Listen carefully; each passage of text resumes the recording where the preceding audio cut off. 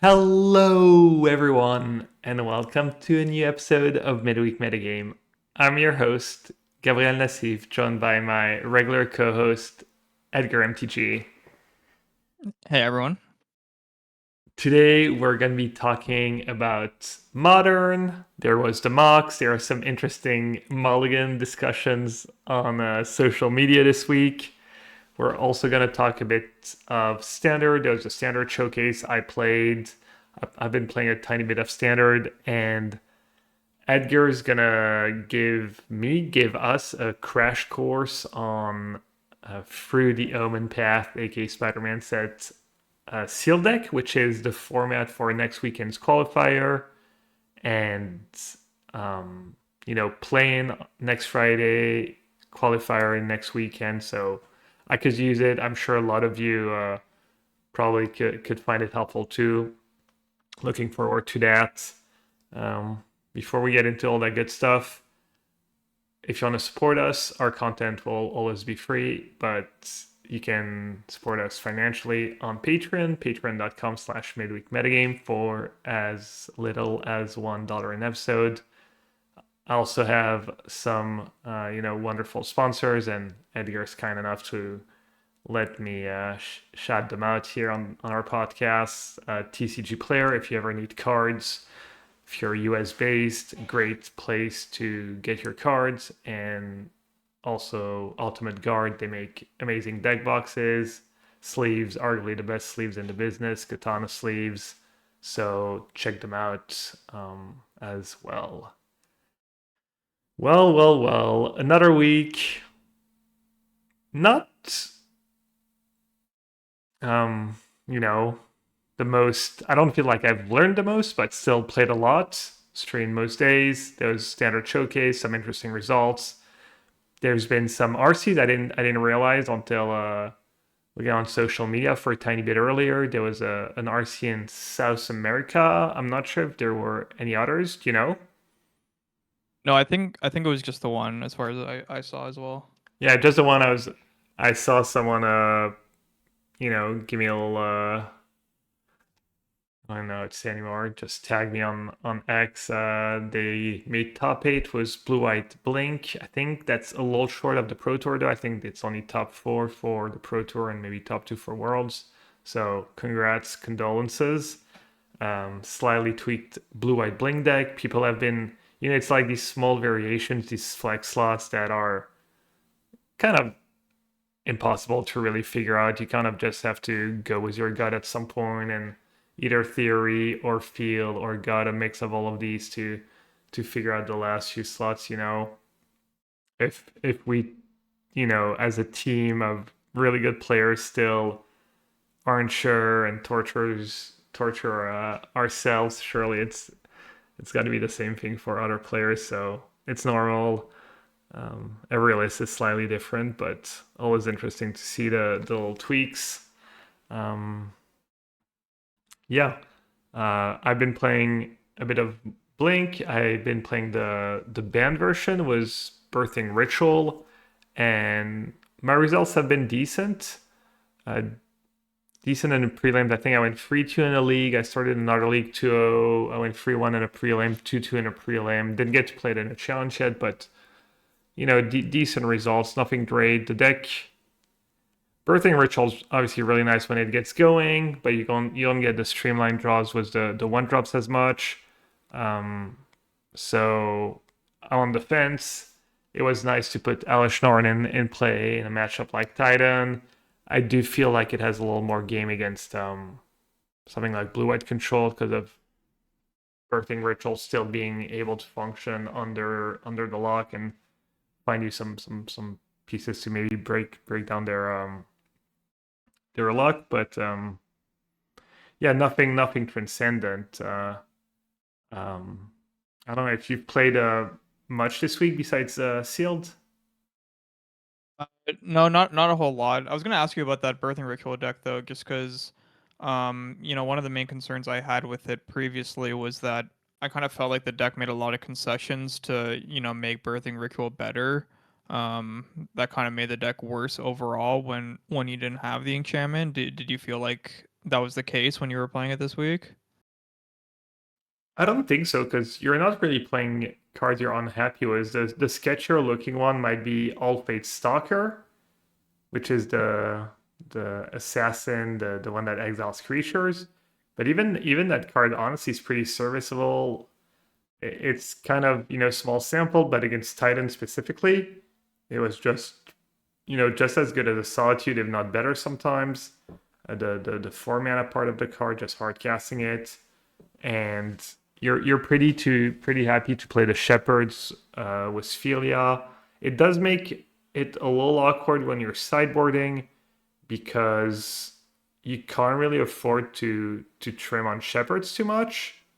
And then sometimes you want to trim on the 1 drop, so you have all these Shepherds because you need to keep your Ephemerics and Rituals and Philia functional, but you don't really want to keep the 1 drop. So what I ended up doing is I ended up playing more Mites, more Mist Colors, like in the Titan matchups, for instance.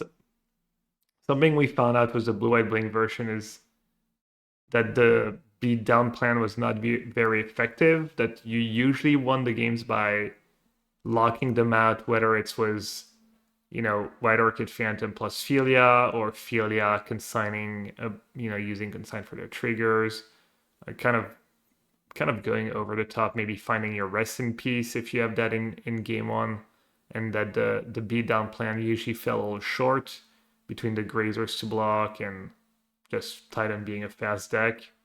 So, at first I had a sideboard plan where I wanted to board out all the 1 drops, but I only had one Haywire Mite to find was my Shepherd. So I was like, oh, I'll add a second one to my sideboard. And then also, last time I played the matchup, I ended up just keeping a Mist Color in just for the Philia synergy, You're a 4 Philia deck, they have annoying creatures, Titan. You're decent at kind of keeping Amulet of the board between Consign and the removal and Witch Enchanter. So, sometimes they play a Titan, get a couple lands, you untap, you can blink it and either consign the Titan coming back or use Mistcaller in that spot. So Does that, does yeah, Mistcaller say non-token, or is it also affects tokens? I'm drawing a blank. I'm pretty sure it says, Okay, I just looked it up. It's non-token. I was it is wondering non-token. Yeah. if it also stopped like Mirror Pool and stuff like that.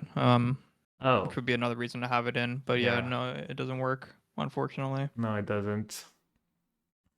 Yeah, it was nice. It was the ritual helps you find Sanctifier in Vec in some matchups. Can help you find Clarion Conqueror, which is something the blue-white deck doesn't do very well. Even though I Right. guess you can use Recruiter. But yeah, it was really small sample. I also got like a few freebie with that deck. I think I played twice against. I think it's a Spike deck. It's that Phoenix deck. It's like Dredge Phoenix. You're really good at I think killing turn 3 because you play Artist Talent. You're trying to dredge your whole deck, and then you just play. You have the 4 Creeping Chills, and you have Lava Darts. So you're just really good at self milling and then putting 4 Phoenixes into play on turn 3, maybe sometimes turn 4 if you have like a slower draw. And that deck literally cannot beat Sanctifier in deck.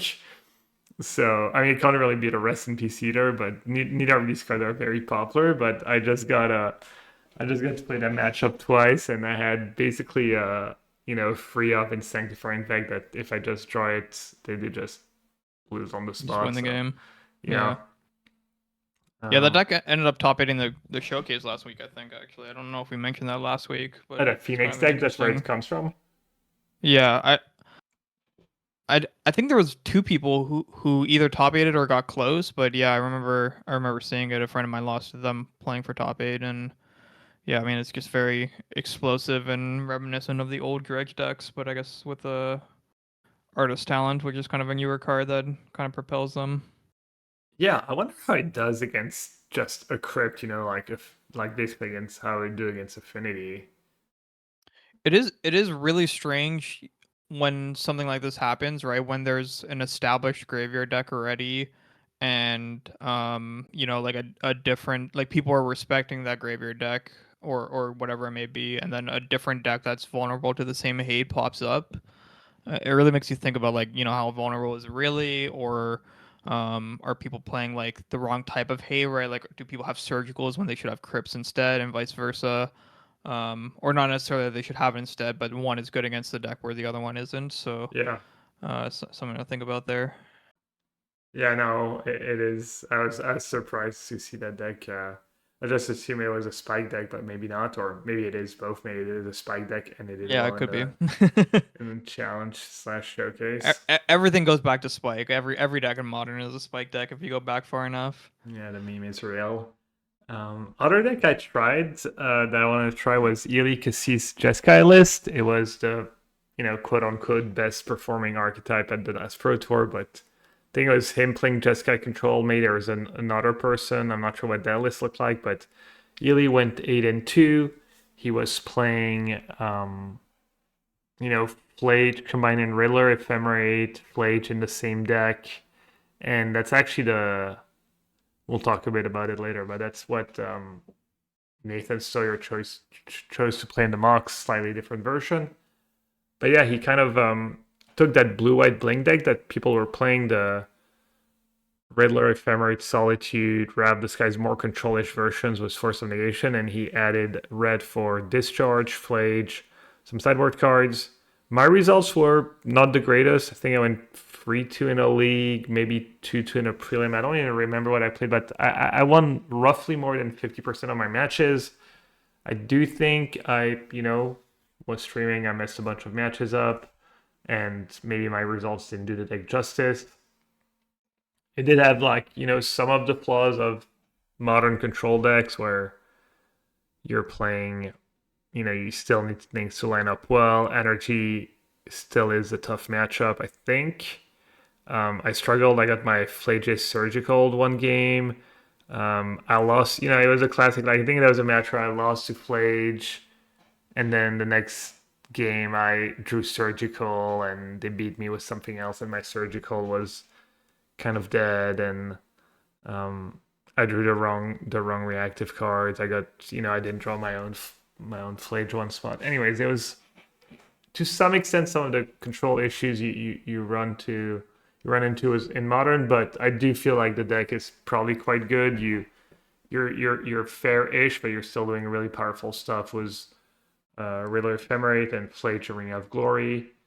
I made a few changes. I added a Fable to the main. I tried cutting the Ragavans from the sideboard at some point for Stony Silence. Um, I do think maybe just more Fable is good. I saw Nathan added a Fable to his main deck too. He had one in the main, and I think that card's just so good when you're playing Flage and just And Philly Flage as and well, right? Philia. Yeah, Ilya had Yeah. two Philia on the sideboard. Nathan had two in the main, which is something you don't see a ton. You usually don't see like card like Philia and Verdict at the same time. But um, yeah, I think if you like control in modern, this is probably where I would start. My results weren't super great, but I think the deck's solid. I think I ran a little bad.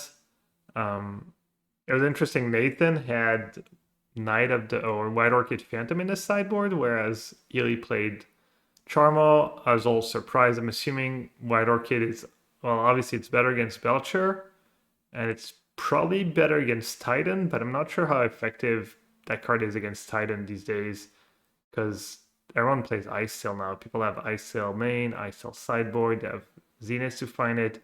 The actual last match I played against Titan was the Bant Ritual deck.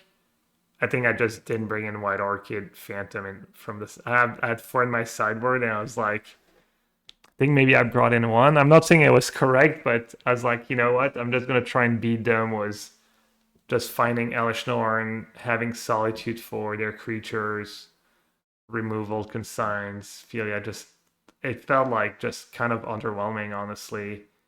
So I was a Yeah, the little, Titan yeah. decks these days play very few bounce lands as well. I think is kind of a main point for that is because they kind of subsidize things with crumbling vestiges a lot more, and since they need to build up actual lands in play for scape shift, and then obviously they have the Lotus Fields as well, which kind of serve a similar purpose, and those can't get tagged by either land destruction spell. So I think it's really difficult for you to like play a white orchid and actually effectively set them back. I think the way that it actually ends up working is when you play it and you have access to an ephemerate and you can blink to kill their land at instant speed, but even that doesn't work against the splunking. So a lot of awkwardness with that card in that matchup, and not surprised to hear you say that it's pretty ineffective. Yeah, it was just tough. I just didn't know what to board out. I wanted to have max access to Alishorn, so I didn't want to trim the warp cards or rituals. I don't think you should trim Philia, especially when you're bringing four consigns. Um, I trimmed my two guides and my two prides, but it was basically either White Orchid Phantom or Solitudes and Stalkers and stuff. And the way the games were played out, I felt like the removal creature removal cards were higher impact and just more coherent was having Birthing Ritual in my deck. Um, so played a bit of that. I don't know if I played Affinity since last podcast, but I'm basically kind of off Affinity. I don't think it's a bad deck, but I just don't think it's anything special. I still have yet to see Weaponsmith Manufacturing do something in a game it was cast. Um, I should maybe go and watch Shuhei's matches from the Pro Tour, see how he made it work, but I feel like that card it's never done anything for me. I never see it end up mattering. It looks kind of good sometimes and almost, does something, but it's never quite enough. So it's kind of a mystery to me that everyone still plays that card. Starting thing maybe I have like bad juju or something was, I talk so when you talk badly about the card and it just never does anything. It was kind of the same with Blood Moon during the mocks where there's a really sad Affinity versus Blue White Blank match where the Blood Moon ended up backfiring on the Affinity player. Right. Just Yeah. kind of nothing makes me happier actually when I see Blood Moon backfire on the person who cast it. And I was telling the story that the last time I played the actual mocks in person, I played a blue red deck, blue red control, and I think the game that knocked me out of top four contention or whatever the finals are Okay. was Yeah. me. I think playing a Blood Moon and losing to my like playing a kind of a scared Blood Moon and losing to my own Blood Moon, which is it was literally 10 years ago. It was kind of ironic that that happened. I was talking about that and remember that. Anyways, um, yeah, uh, Affinity lower part of the meta. The meta recently on Magic Online has been. If you look at just past 7 days on Goldfish, it's actually a lot of Domain Zoo and Prowess, and people are playing Riddler. I think they're playing Riddler in Zoo with no ways to cheat it, just as a value engine. I don't know if you saw these lists. Yeah, I've seen some lists. I think they have Aphelios though, if they have the Riddlers, do they not? I don't think so. I I'm think it I'm was fairly certain. straight The up the list that I Riddler. saw was Young Dingo. Yeah, Yeah, you have it up on the screen here. Yeah, so he had Felias. He did decent top eight at the challenge I saw on Twitter. Um, I feel like that this is something that we talked about for the PT but never tried. Um, but yeah, definitely another way to kind of use the Riddler thing. It's also playing all the consigns, and it's already a flake deck too, so you kind of get to take advantage of that is synergy as well. As well as consign just being a good card in the format. I kind of just like all these different approaches of getting to play consign main deck. Like if you just have enough stuff to make it relevant, you kind of get to leverage this strong card. Oh, this yeah. is the list that That's the original has one. no Yeah, way that's to what I thought. It doesn't have Philia. It's just like free Riddler for value. You don't and even have the full four consigns. Just right. testament to how good Riddler is. Apparently, I think Young Dingo tried this list 10-0 too. Young Dingo tried this list. He did well, but he said the Riddler were like nothing like super special. Like this is the list Young Dingo won. He just net decked basically. Went 9-1.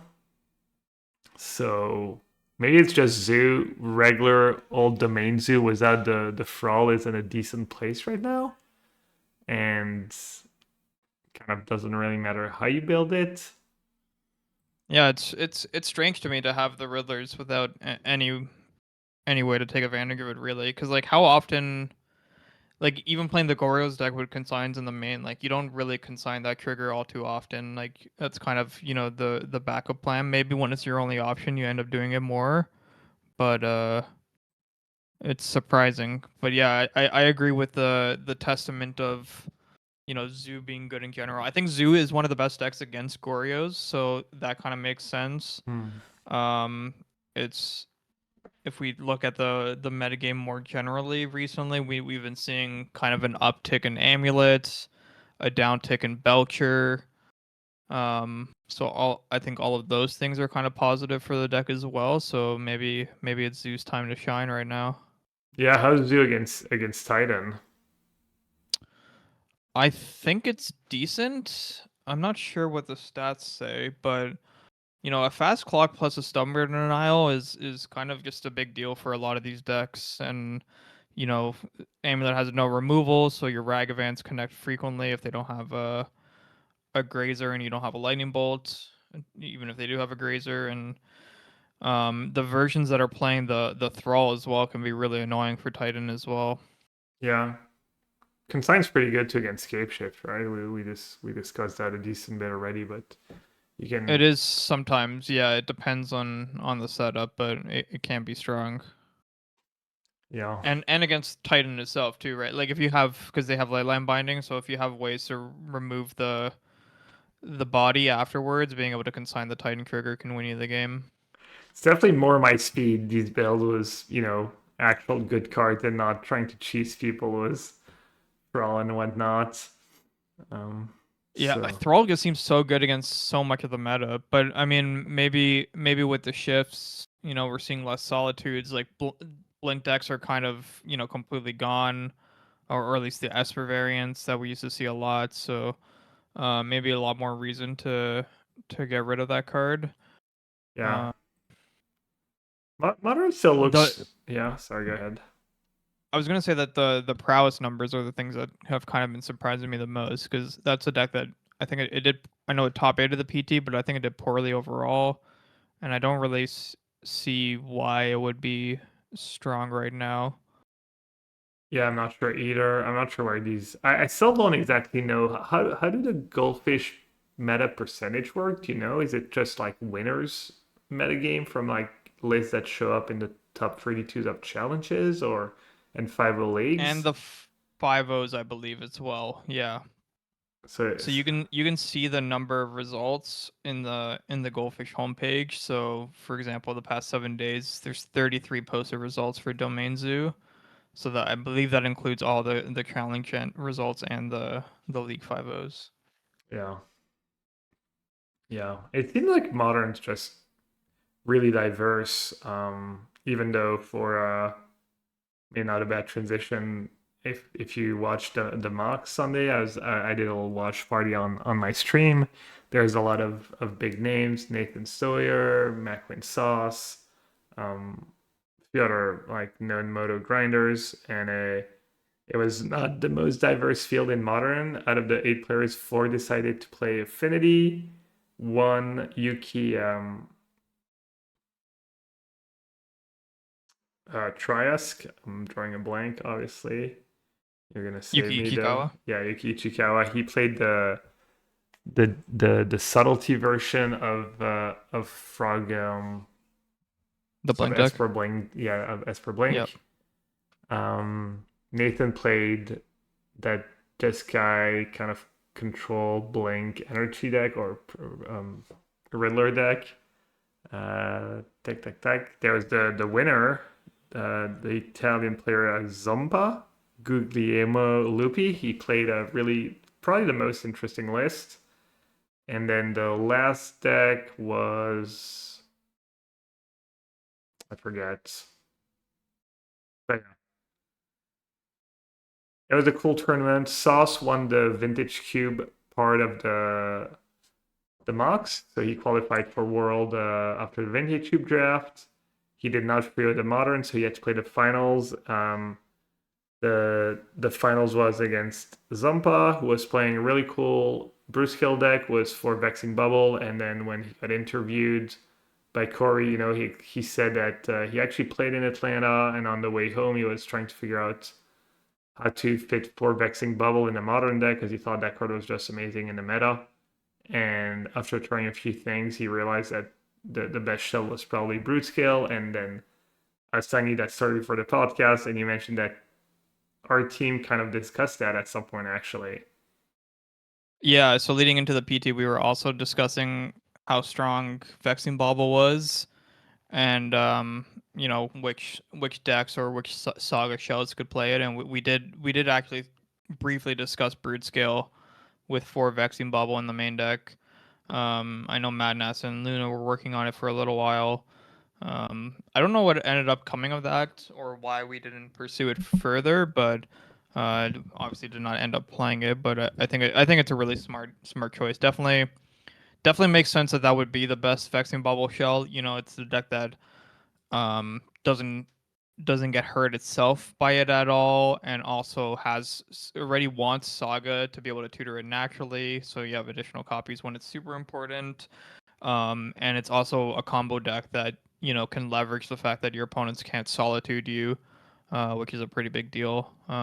So yeah, makes a lot of sense, and he got paid off for it, it seems. And I mean, especially with Affinity being half the field, showing up before Vaccine Ball on your main deck, he was probably pumping his fist if I had to guess. Yeah. He beat Nathan in the 2 bracket, and modern Nathan played a pretty cool match against Ichikawa, the Esper Blink against kind of Jeskai Riddler, Jeskai Blink, and it was hard to say. I think Reed and Corey both predicted, they were slightly on the Esper side because the Esper deck looks like maybe more synergistic and can do more broken things with the subtlety draws.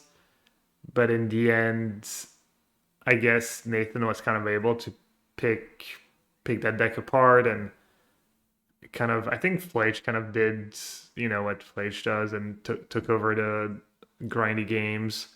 Um, he ended up losing kind of a tough one against Zompa. I think he got 2. He didn't draw super well. Seems like his deck should do fine, right? He has 4 consign in the main.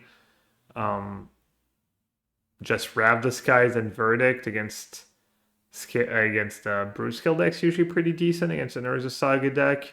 He has cheap removal. I think he didn't draw a Riddler in either game 1 or game 2, and just I think died to a bunch of Thought Knot Seers and Emrakul. I'm not even sure he died to the combo. But yeah, it was fun to watch. Zampa beat Sauce in the finals in modern. Just the last game was just a quick combo kill, and congrats to him. Congrats to Sauce. They qualify for Worlds of next year, not the Worlds that we'll be playing in a couple months, but they might be the first ones to qualify for Worlds. I guess I'm not sure. Yeah, Sauce tweeted that out actually. He said as soon as he threw out his pot, he tweeted out that he was the first person qualified for Worlds, Oh, which is okay. funny. So them 2 plus I guess maybe the 2 who just qualified for the South American RC that played out this weekend. Um, Congrats to them. Do you know? I think I have it somewhere. I have some links open, but it's more about these. I mentioned in the intro that the Mulligan discourse that's been going on Twitter this week. Uh, I don't know if it's. I think it started with Spivo who posted a Goryo's hand uh, and asking if you should keep or mull, and I was looking at the hand and like if it wasn't Pivo asking that, it would never even cross my mind that that would ever be like a mulligan to me. Um, so I'm gonna bring up the hand, and maybe we should, for people who are not watching on YouTube, which is probably most of you not seeing on YouTube, go through the hand. Why don't you tell us? Why don't you read out just Pivo's tweet? I guess. Yeah, so people tweeted out that so he was doing a coaching session with one of his students, and they had a discussion about keeper mulls with a hand, and the hand is on the draw game one versus an unknown opponent, and it's three fetch lands, one of each color, an ephemerate, a prismatic ending, a quantum riddler, and a faithful mending. Um, and this spurred a lot of discussion because at first glance, I think most people's intuition would be to just kind of snap this hand off. It's got three lands, four spells, it's got removal, it's got a threat, it's got some filtering. But Pivo was actually of the opinion that you should mulligan this hand on the draw in the dark, and that definitely sparked a lot of discussion around it. Yeah. um, yeah, I mean it's funny. I was actually hanging out with Ginky Johnny Godman when this tweet got posted, and he showed it to me on his phone. I I think I think I would keep this hand. I was also of the snap keep camp. I was kind of laughing at the tweet a little bit as a lot of people were trying to dunk on him for. Um, because to me it looked like a pretty clear keep. After reading a lot more of the discussion, I can kind of understand some of the points towards mulliganing. If you're on the draw against some of these more uninteractive decks in modern, it's possible that you're gonna spin your wheels a little bit too much, right? If your ending's not effective and you cast a turn two mending, if you don't find a fatty, you don't have a fatty or a Gorios, and then you're just doing the turn three Riddler thing. That might be a little bit too slow against a lot of the format, but I don't really. I think a lot of the crux of the argument is whether or not you view Gorios as a combo deck or a mid-range deck. Um, and I think the people who kind of view it more as a combo deck, especially in game ones, are leaning towards mulliganing, where I'm kind of the camp that I very much view the deck as a mid-range deck, and I think that a hand that can answer a Ragavan on the draw, have some threats, have some card selection. You even have three fetch lands, so you got to do a lot of surveilling. If it's a matchup that's going to go longer, I think I would be pretty happy to keep that hand. I think if you, I am of the opinion that if you're going to mulligan that hand, you should probably consider playing a different deck. I think. Yeah, I mean, Magic's just not perfect, right? Diorbun's not always gonna have a perfect hand.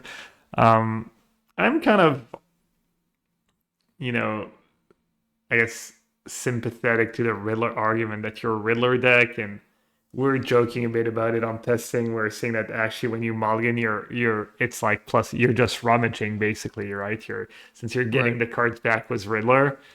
Um, that's one of our running jokes during testing, but yeah, I agree. I think that's like extreme. Um, there's plenty of matchups where that hand is great, and even in the matchups where it's not, they might stumble. You have a draw step. Um, anytime you mulligan, you might mulligan into oblivion. I can't imagine what Reed's reaction would be to some of these tweets. I wonder if he saw them and We should ask him. Yeah. yeah. I think some of the points that fell short, or the ones that I really didn't agree with mostly, were like, for example, affinity was brought up, where they said that the hand on the draw is going to lose to a pinnacle emissary draw out of affinity. Um, Yeah, but then and you mulligan well, into combo and you lose to a crypt. Like, exactly, and that's what I was going to get to it. So like, yeah, you could, if you're saying, okay, I'm going to mulligan into the combo, you're going to lose to a crypt, or you can say, I would rather have a solitude. But then if you have a solitude and they just have like a bunch of memnites, or like um non-creature spells, and then play the 2/2 draw 2 or a Kappa Cannoneer, like that's also going to be kind of weak. Where like sometimes the ending can hit a Springleaf Drum or a Mox Opal and slow them down, and then you get to develop into something bigger. So I would definitely keep that hand. Definitely be happy to keep it, and I think some of the I think it's worth thinking about and talking about, and that was definitely a flaw, and just thinking that it was not worth talking about at all. But I think it's kind of, people people are outplaying themselves a little bit. Kind of stick to the heuristics. Keep the good hands. You can still mulligan to non-functional hands. It's not like your hand's always going to improve when you mulligan, or rather always be above average. So, um, I would think to keep that one. Yeah, Alex kind of summarized it perfectly, just classic memes of the the bell The bell curve, curve. Yeah. like it's like the new player, the newbie, like level zero. It's like I don't like to mulligan too much, and then of the bell curve, it's like try to mull to a perfect hand, and then you go down to the really good players, and they're like, yeah, I don't like to mulligan too much, and yeah, I feel like I say that on my stream all the time. Just, I guess I'll just keep and lose. But I feel like Reed says that a lot too when we're in the testing house. Just keep and lose kind of is what we say. But obviously, sometimes things go right. And Sometimes you got to make the high EV decision, even though it feels bad. And I think that you know, kind of like those hands. I think it comes up a lot in limited, right? Where you kind of keep like a 4-line hand, and you're like, if I draw 2 more lands, I'm going to lose the game. But like, you can't really, when you mulligan in limited, your win rate goes down so much, and you can't really do that. So, um, yeah, yeah, keep and lose, like you said. yeah. Another point I'm not sure like people made is like you're on the draw, you're gonna lose. I think we actually kept track for last P2. We found that it was like 60-40 on the play draw. Do you remember that number too? For limited No, or no, for for, constructed for modern. oh, I don't remember, but yeah, I wouldn't be surprised. So you're already a big underdog. You have to keep that in mind. And sorry, I'm not sure anyone made that point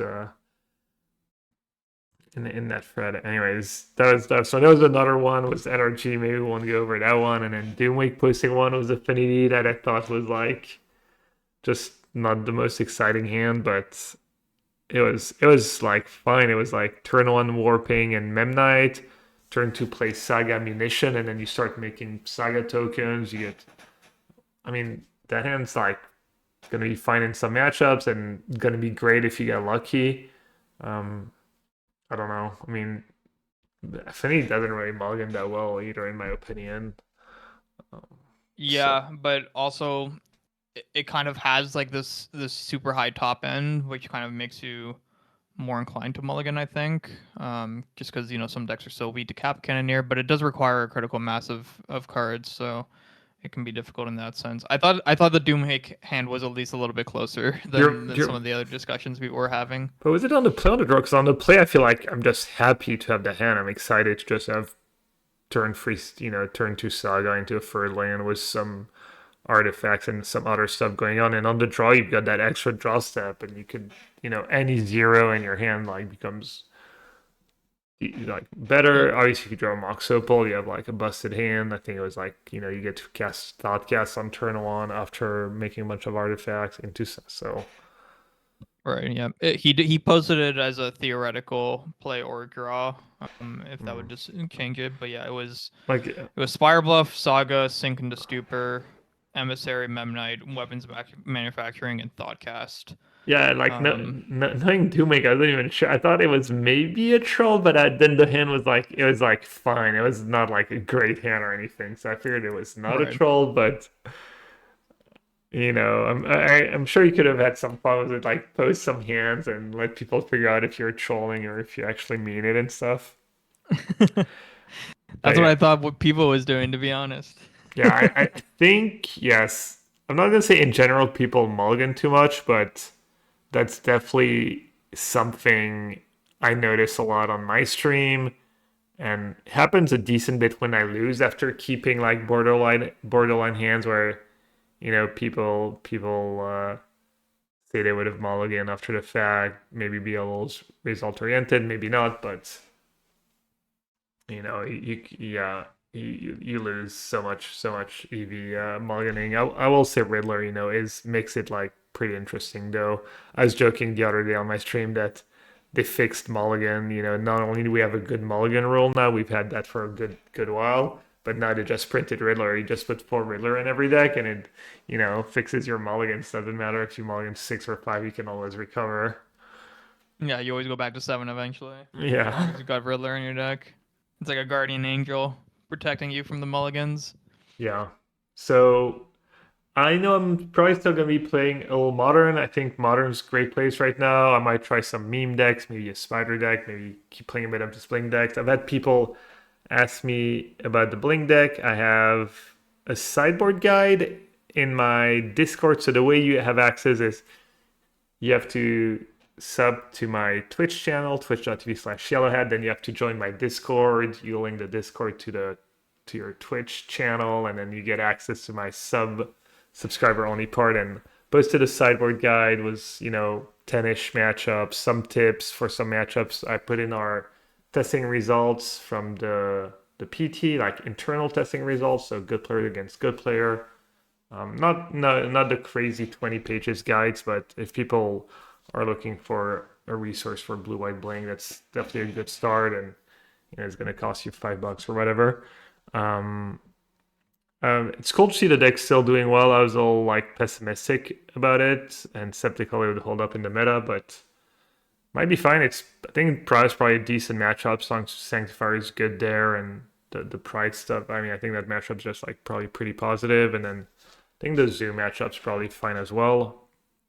Um, Yeah, I think it would probably be one of the better decks against Zoo, just because yeah, you kind of have a lot of removal, have a lot of way to play to the board. That's annoying for them. They do have a lot of cheap removal too, so that part can be annoying, but you can at least keep up with them.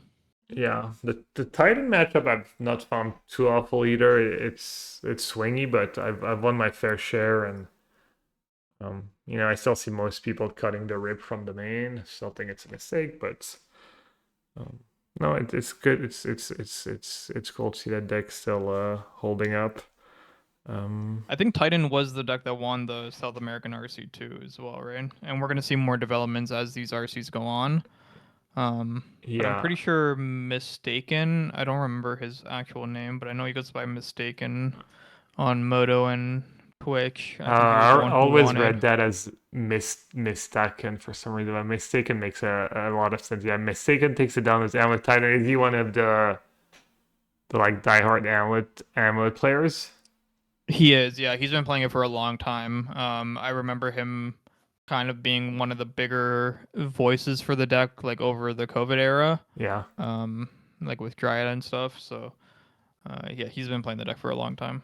Yeah, first and second actually were both Titans. So out of the most played deck at the Pro Tour, it was the deck was the best win rate. I think it was 56 or 57%. And he's playing, I would say, fairly stock. One ISIL in the main, one Vexing Bubble, two green packs, two green Sun Zenith for Rumbles. I think Canister was hating on Rumble, right? He's not a Rumble believer. Yeah, Canister is a supporter of Explorer. Um, at the PT, I know Frank Carson. Someone had asked him. Andrew Ellenboden had asked him to break up the stats to see which one did better. And I know at the PT, Rumble had like a significantly higher win rate than Explorer, but we're talking about really small samples. When you separate it out like that, but yeah, Canister has been a pretty big advocate for Explorer, I think, and yeah, Mistaken here played Rumble to a win. What did the second place have Rumble as well? Yeah, it did. Okay. Yeah, they might have worked together. Two packs, two green Sun Zenith. Fire Magic in the sideboard. I don't know. I guess they Yeah, have we see slightly the different. main deck Bobble come back. I think that's something that has been in and out of the main deck, but that makes sense as per our previous discussions as well. Yeah, and then you had Brute Skill and the main zoo to round out the top four. It was the one Winter Night Stories. That card is also another Ooh. strong card that doesn't see a lot of play in modern that we were considering as a sideboard option for Blue White Blank, and I didn't end up pulling the trigger. I tried it a bit. It's kind of awkward. It was Rest in Peace. There's a bunch of matchups where you wanted, but you also want Rest in Peace. So I think maybe that one's a little bridge too far. And then to round out the top eight of the RC, you had Esper Blink. You had an Affinity list without Weaponsmith, but was two explosive mains, two rebukes, bit of everything. The vexing bubble in the main, even in affinity, and then mono blue Eldrazi, the maybe the Salvado build, Portent of Calamity. I know Salvado did well at the PT was that build, and then yeah, a player who played blue white blink had a couple Tribune Charms in the main, only one prismatic ending to make room for that. And then the sideboard has a couple disputes which I like. As the Giant Killer, I thought about playing it. I played that card a bit. I thought it was fine. I thought it was one of the better silver bullets we ended up not playing. But yeah, I think there's an RC in the first US RC is next weekend, right? I believe This coming weekend, in or Houston, or is it either this coming? Oh no, no, maybe because it's not on the same weekend as the arena qualifier. Maybe it's the weekend after the arena no? qualifier. No, it actually is. You're right. It's October 17th is Okay. the Houston Regional. So yeah, some of our American listeners are going to be playing an RC this weekend. Not sure if there's any other ones. Melee used Yeah. to have a page that would show us all of them, but I can't find it right now. But yeah, Houston this weekend. This past weekend was the first weekend of 6, I guess, or 7 of RCs. So I know mine is towards the end of that cycle. Aren't there And I like think 10 or 12 RCs?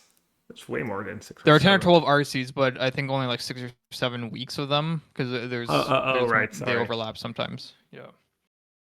Um, but yeah, we should see, a lot of development with Modern as these weeks pass. We're gonna get a lot of data, I think. Especially, the American ones are usually pretty large, so we're gonna see what happens this weekend with all of that. Yeah, some nice sample sizes of level magic. That's going to be cool.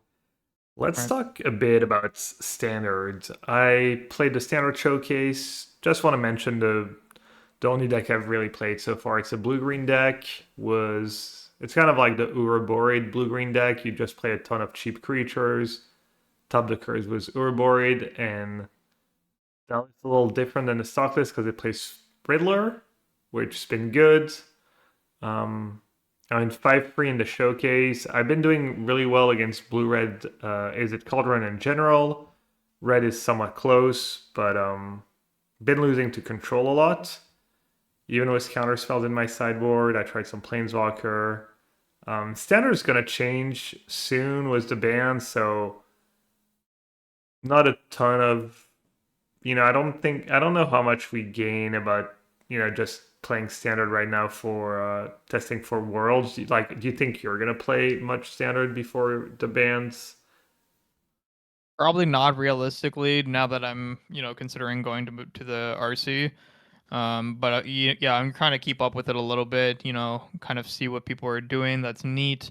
We don't know exactly what's going to be banned. Like, we have a good idea that it's going to be VV plus some other stuff, but we don't know what kind of, swath of things they're going to do. Like last time they did bans, they went pretty, um, pretty scorched earth, right? They hit a bunch of different decks rather than just the ones we expected. So we might see something similar there because maybe they're afraid of, whatever the next best deck. Like if they ban VV, like maybe the Worlds is going to be on mono red and they don't want that, or whatever it may be. So Yeah, um yeah, not gonna go too hard, but kind of paying attention.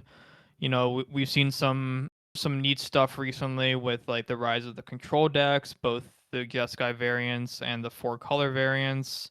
I mean, those decks obviously intrigue me a lot. I would love to play a deck like this at Worlds if it ended up being good. So fingers crossed there. But yeah, other than that, it's just been a lot of Izzet and Red, and I don't really expect either of those decks to be super prevalent post bans. So kind of hard to get a lot of reps right now. yeah. I'm pretty big doubter on the control decks, whether it's Jeskai or for color. I'd guess blue white, straight blue white might be the best one if I had to pick, but not super excited.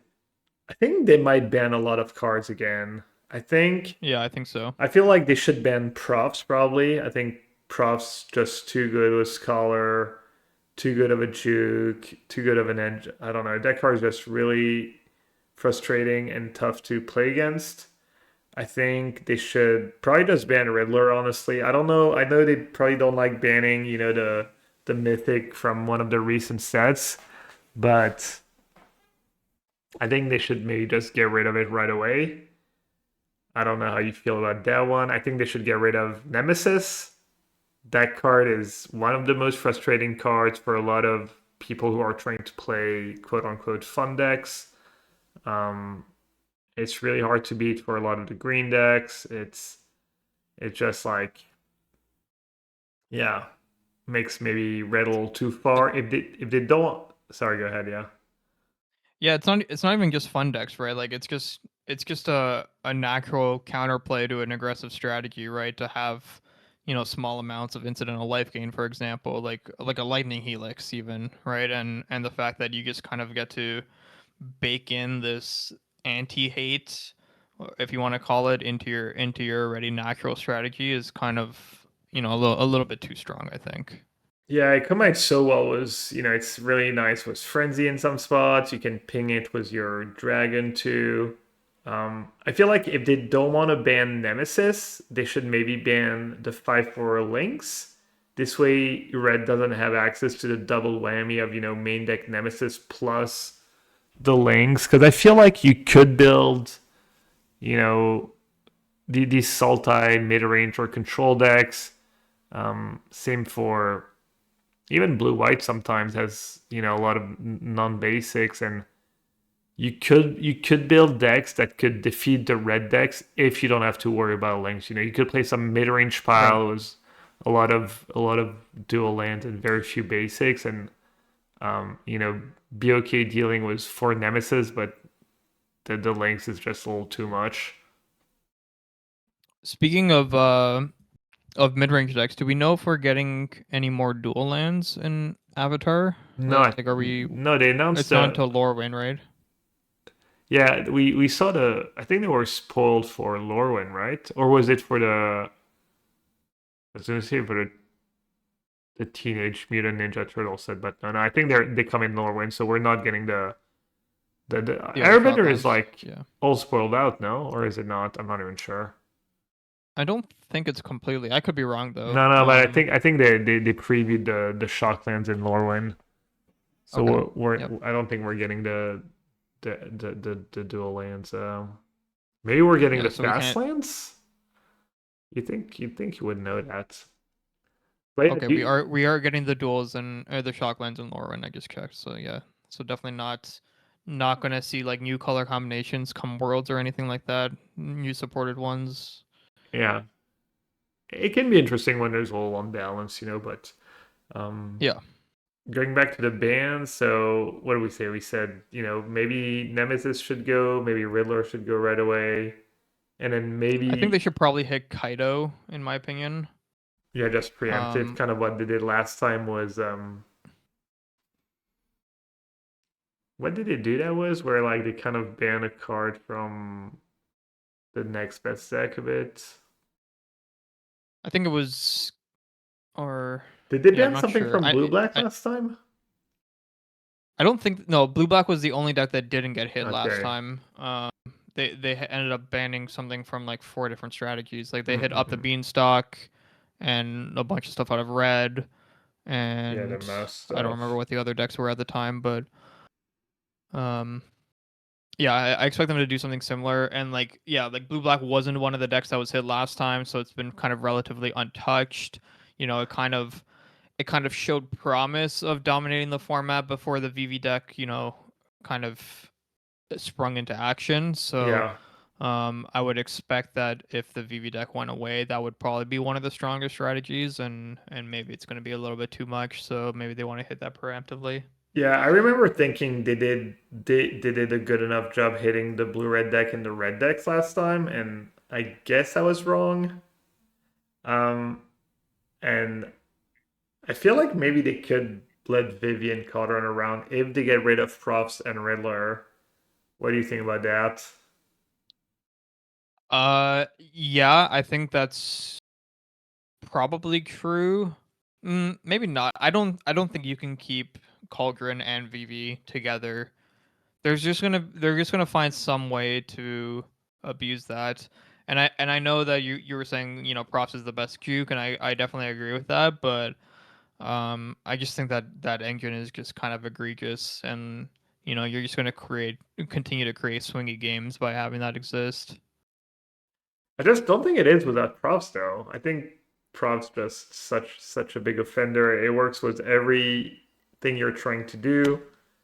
Um, and so many hate hands just lose to props into Scholar, and you're just staring Yeah. at, your seam rips and your graveyard hate cards and, you name it, your devout decree, your ride's end, even, just so many cards that just don't work against Prof Scholar in such a fast clock. And Well, I guess this is kind of a good mention of, like, we saw there was a blue red deck from the showcase results this past weekend that played Riddler plus the Blink spell, whatever that's called. This is like a friend of mine. She ended up getting second. ooh, Um, Splash Portal. and yeah, Splash Portal. And this deck also has props, but you see it's only 3 copies because she's kind of using, Thundercrab Trainer, Quantum Riddler, Splash Portal as a different sidestep while maintaining the Cauldron VV stuff. Um, Yeah, Splash Portal and is that the would the blink card. The one blue sorcery, you blink a creature, and if it's a specific type, you get to draw a card. So in that deck, you only have Otter, you only have Trainer that's an Otter, so you draw if you blink Trainer, and you also obviously get to blink Riddler with Splash Portal, and then slightly less exciting, you get to blink your fear of missing out for an extra trigger. yeah, or your Stormchaser talent token if you just want to cycle You're is an desperate. option too. Yeah, if you're super desperate. But yeah, I mean, this is kind of like another way to do the sidesteps thing. And stuff like this would kind of be my fear if you left Culture and VV in the format and tried to just nerf it by getting rid of memory. I would be afraid of stuff like this popping up more, where it's just still as strong and just has a different sidestep. But I Well, mean, I you said also mentioned banning Riddler, yeah, I said so profs, and assuming you ban profs, right. that's my hot take. I think you can ban profs Riddler and leave Vivi Codron and be fine. Yeah, maybe it's fine. Maybe there isn't anything else, I feel but like it the would be drop it would off be a is scary prospect, I think. yeah, but I mean you want to leave us with something. I mean you could like nuke the format, I guess, but And just leave us with Splash Portal Riddler. We can do that instead. That sounds way more fun. We can we can put some what's the Jeskai Dragon? You can play that one too with the yeah, Splash Portal. just for flavors of Riddler mirror matches. So yeah, that's a little like kind of yeah, I mentioned that blue green decks. I'll show a list real quick. Mention what the stock list looks like.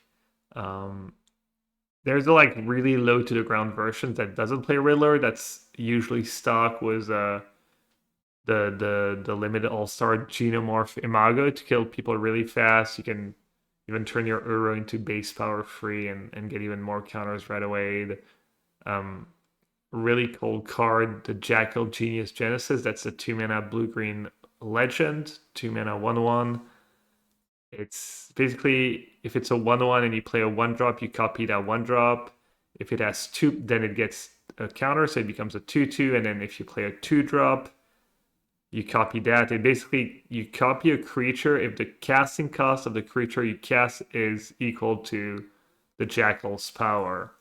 So you can either doing naturally kind of like play the most common line is like turn 1 elf for Gene Pollinator, turn 2 that card into another 1 drop, and it becomes a 2/2, and then maybe you have a 2 drop, or you can just put counters on it with Innkeeper's Talent and manipulate its power a bit. And I guess the dream is you make it a 4/4 with Talent, and then you play Urborg and copy Urborg, stuff like that. It's a powerful deck, kills people really fast. Maybe Riddler is not better than just being kind of all in. The list I have on screen right now on YouTube has Ending Curiosity as top of the curve to go with your Uro. So yeah, I think the deck's like pretty solid. I was personally struggling against control. I don't know if I ran bad, but I lost to blue black control, I lost to Grixis control, I lost to Jeskai control. Just different flavors of control, whether it was in the showcase on the arena ladder. But I think you can build a deck in the sideboard to be decent against red. Unable to Scream's probably the best card there because it deals with the 2/2 that pings you whenever you draw a card. That card can be obnoxious. Just pretty efficient. Unable to Scream, especially good in the Riddler version. Just cheap interaction, and then you refill your hand with Riddler. Maybe if you're not playing Riddler, you want to be just kind of keep your game plan a little more straightforward. But yeah, that was kind of my getting back into standard, playing the showcase, uh, trying not to play just blue red or mono red. So yeah, we'll look at the format. Why don't you talk to me about Seal though? A little crash course. What's the format? I know literally nothing. I haven't played a single pick two drafts. I haven't thought about it. I haven't played a single game of limited. I've barely played any card. We played one Spider Sense in the sideboard of our PT deck. So Did you um, even look at the full set? I mean, I Do you even did know for all the cards? constructed, yeah, from in the lens of Yeah. modern. I didn't even really look at it in the lens of limited. Well, the beauty is you won't even recognize any of the cards because on Arena they're different. Um, since we're drafting through the Omen paths instead of Spider-Man. But yeah, I've been playing a decent amount of the format. I did a couple drafts and a handful of sealeds.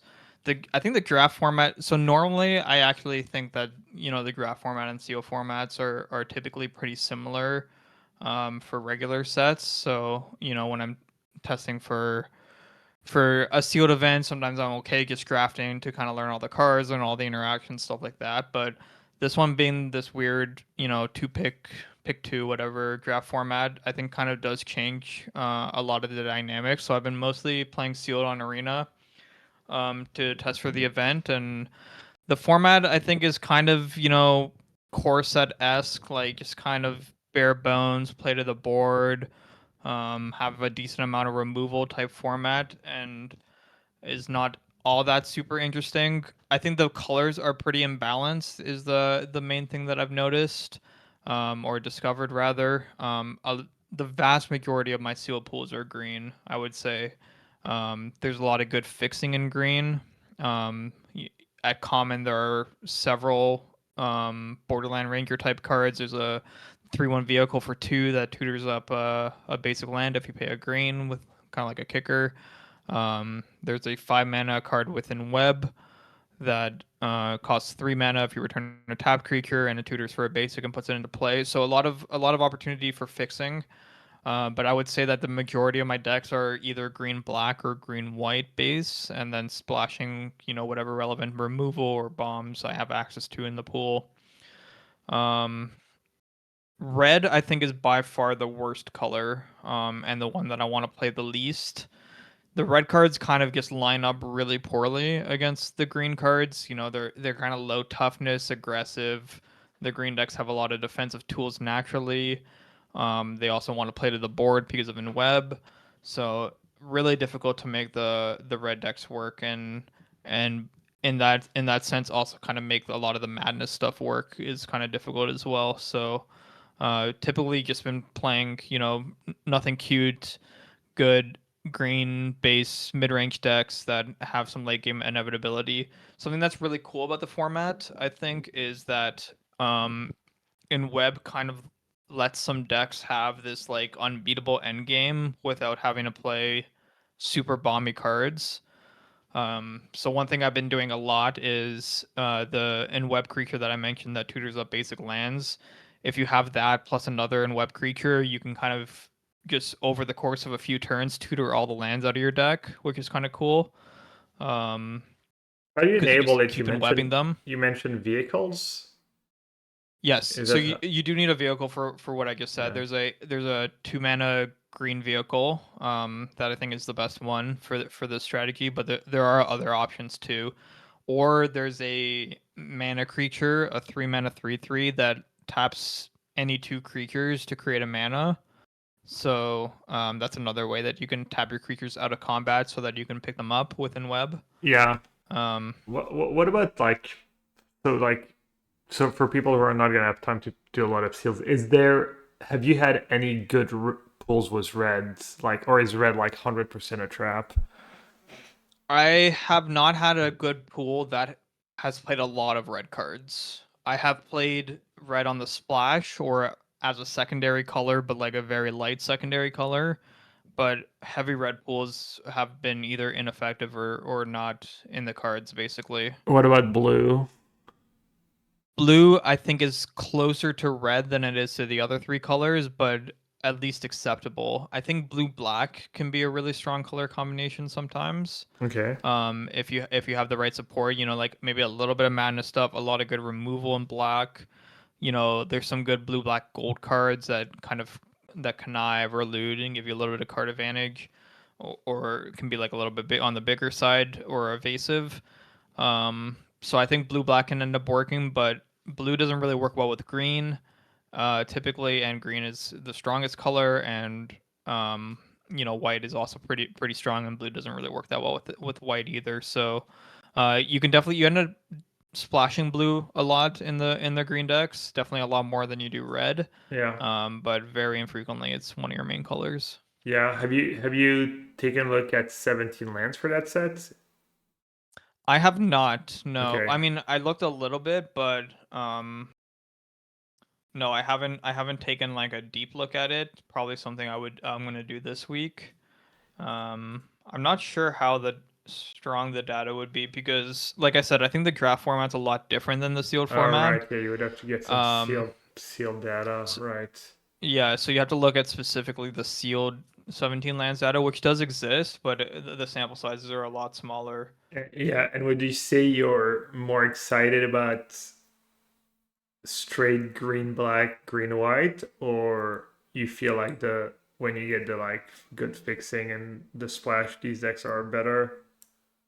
I think it's better when you can splash, yeah, Okay. and there's a lot of good fixing, so I don't really ever feel like I'm stretching too hard. Yeah, There's also like a terramorphic expanse at common, and a yeah. cycle of common dual lands as well, and the dual lands even have some late game value, like they Have you ever surveil. done So the full five colors? Is there like some kind of mechanic or payoff for being full five colors, or not in the yeah, set? I did five color one time because I opened Scion of the Ur Spider, which is a Wooburg 5/5 that when it at the beginning of combat, it gives all your spiders flying, death touch, trample, like a bunch of mechanics. So it's kind of unbeatable. Okay. That's the only time I ever played full five color.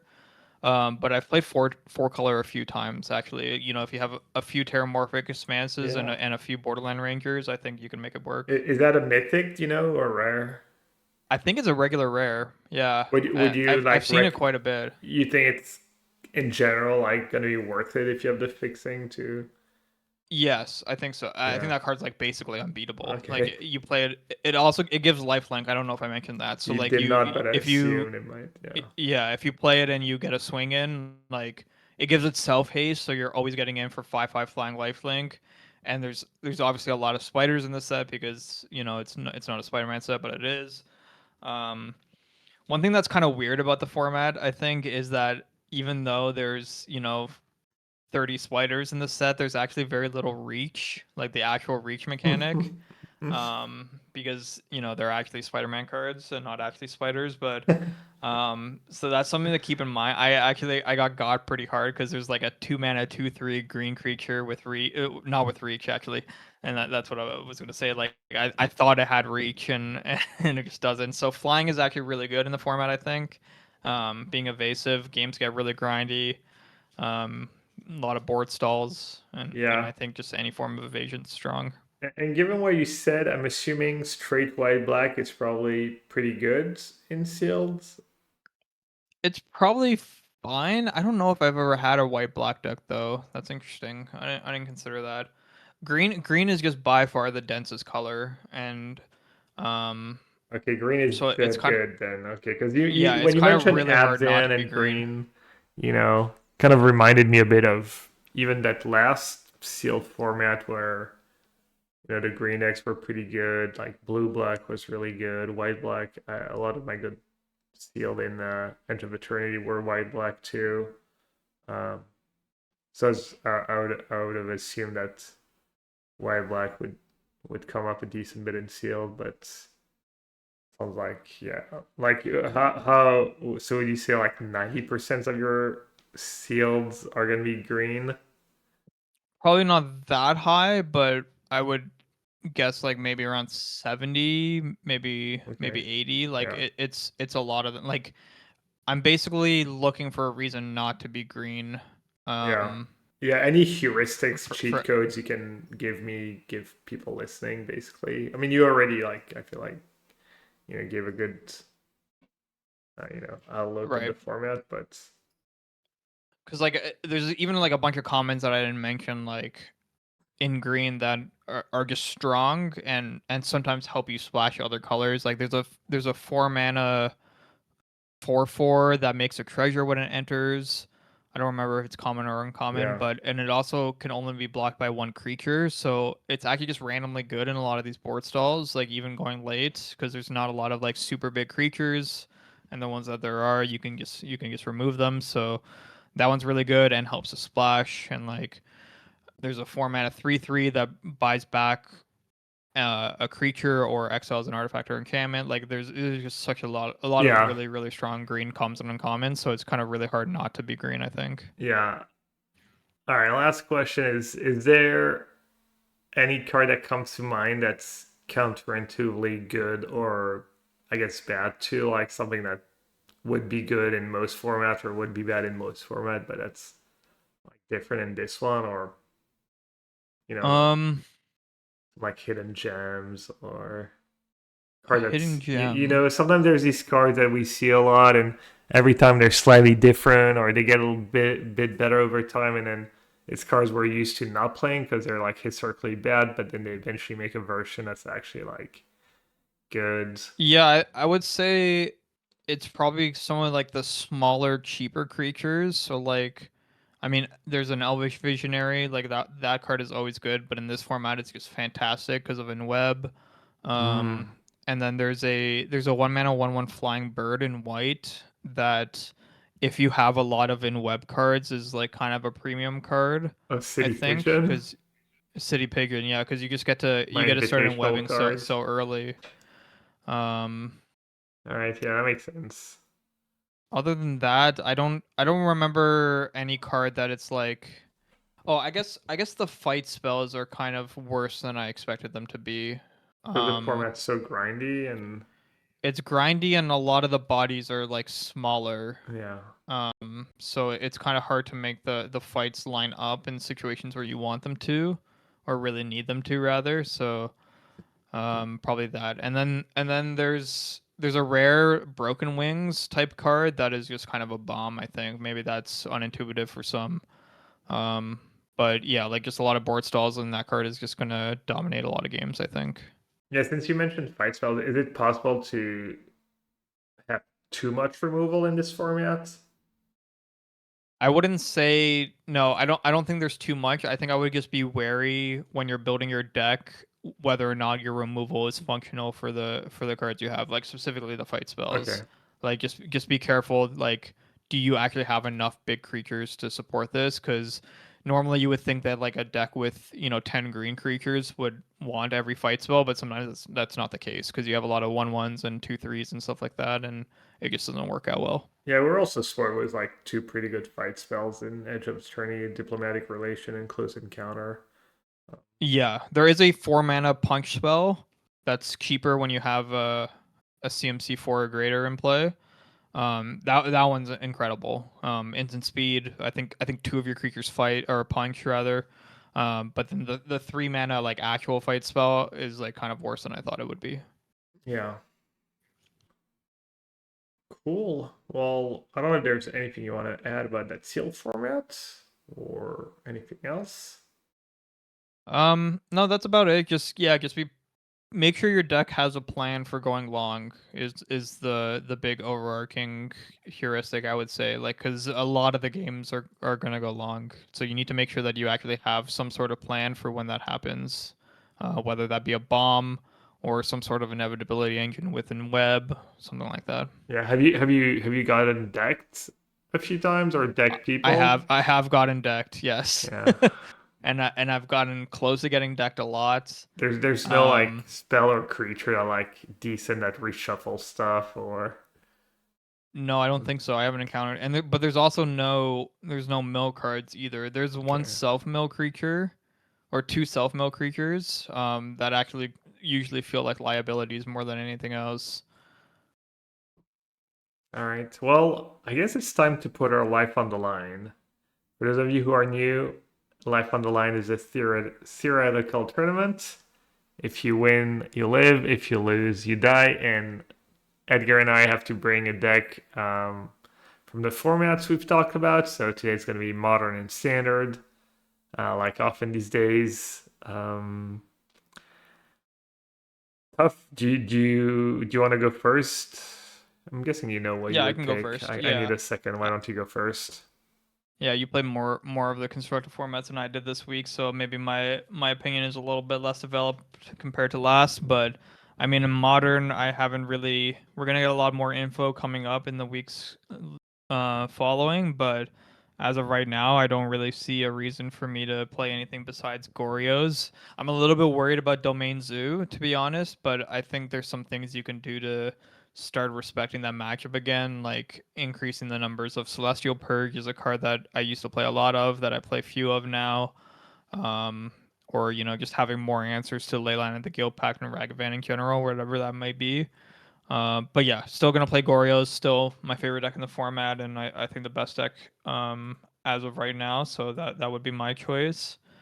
For standard, I'm hoping that I don't have to play that, especially not for my life before the bans. But if I did, um, I would just play the Izza deck. I think I would play the Riddler sidestep though, or the deeper Riddler sidestep rather. I liked a lot of what Lizzie did in the showcase with the bounce spells, or sorry, the splash portal with the Riddlers, and playing Thunder Trap Trainer kind of gives you more copies of the good cards without having to actually play them, the physical copies in your deck for when they're bad. Like it gives you access to cauldrons without having to, board out all your cauldrons when they're bad. So I like the deck a lot, and I would definitely try out that version. Yeah, you're still not a Titan. You're still not willing to give Titan another chance, giving all the good results. I should, I've been such a hater of that deck for so long, but I mean, I definitely respect the deck now. I think it's kind of proven as a stronger strategy in the format, but I still think Goryo's is better. I would still rather be playing Goryo's right now, but I will put in my due diligence and try that deck again sometime soon probably. Yeah, I really don't know what I would play in Modern. I think if you're a Titan player, you should probably play Titan. And if not, if I had to put my life on the line, maybe I would just play that the brute skill deck with 4 Vexing Bubble in the main deck. That sounds just really smart. I'm not sure how good it would actually do against Titan, but I guess you have a combo kill that's fairly fast. You have Thought Knots here, so I think if I was really trying to win a tournament, I mean I say that, but I really ever register that brute skill deck. I don't know. I think it's a good choice though. I can see also blue white, just sticking to blue white blink, especially in the open deck list. But yeah, let's say brute scale for Vexing Bubble, Zompa's list from the Mox, and then in standard, I would think I might just play mono red, honestly. Just not super inspired, but I think I'd go was mono red this week. That's a big sell because I don't remember the last time I've seen you play mono red. Yeah. Oh, you know what? No, never mind. Scratch that. I would play my mono white light game deck. Um, There we go. so after playing the showcase, I played a few standard metagame challenge runs on Arena today, and my best result was 2-1. I went 1-1 a bunch, but the one run I did was mono white life gain. I did win one round, and then I lost to white black life gain. So I lost to my only bad matchup, which is another The life mirror. gain deck that's probably better in the mirror. So yeah, scratch that. Mono white life gain. Um, I tried some of the new Spider-Man cards. I had one Aunt May, which is the O2 Soul Warden. I had one of the kind of end web Thalia type of card where you name a type, non-creature type, and stuff costs one more. After that card is very good though. And then I tried one card, I didn't even know that card existed. It's like 4 mana aura for a land, enchant land. When it comes into play, you get free 1/1s. So it's pretty nice with Thalia, pretty nice with the Soul Wardens, or not Thalia, Halia. And then you can I think it's tab the land or maybe pay one tab the land. And you pump one of your creatures at sorcery speed, +1/+1 for each creature you control. So it's like Yep, three that's right. bodies, pretty decent clock. Um, I'm not sure that card's worth it. I like trend one of the 4 mana angels for it, but yeah, let's That's go one of with the biggest bombs in Spider-Man Sealed, by the way. If you open that, you should play it. yeah, yeah. Wow, and that does sound like pretty obscene. Yeah, do you have an idea for what's the best non-mythic rare you can open? That maybe that 5 color if you can cast it, that 5 color card if you can cast it. Non-mythic rare. Well, it might Yeah, be that just regular enchantment rare. actually. What? It might be that enchantment. Is that enchantment a mythic or is it a No, I think regular it's a rare? rare. Yeah, it's probably that, or it could be the Gonti creature. There's like a 5 mana Gonti. You Gonti 2 cards off like their top 6 or something. It's just Um, just a black card, or yeah, it's 3 black for a 2/3, and that card is also pretty obscene. And then there's Luis as well. Luis is kind of extremely good. It's black X for a 2/1 or something, and when you cast it, oh, the you vamp. it enters with X counters, yeah, and then Yeah, and then you dome them for X damage as well. yeah. Someone actually mentioned that card for standard and said that's one of the cards that would be kind of nice if Nemesis didn't exist. Makes sense. That's I guess yeah. I guess makes sense. Like if these cards are like almost good enough for standard, they'd be like some of the best rares in sealed. All right, well, does really interesting for the seal part. I know it's gonna give me a little jump start. And as always, if you made it this far, thank you so much for listening, for watching. If you're on YouTube, we do upload the podcast to YouTube now. Channel on YouTube is also Midweek Metagame. And yeah, hope you all have a great week. Good luck in qualifier this weekend, or if you have an RC or any tournament. And we'll see you all next time. Take care, everyone. Thanks everyone. Bye.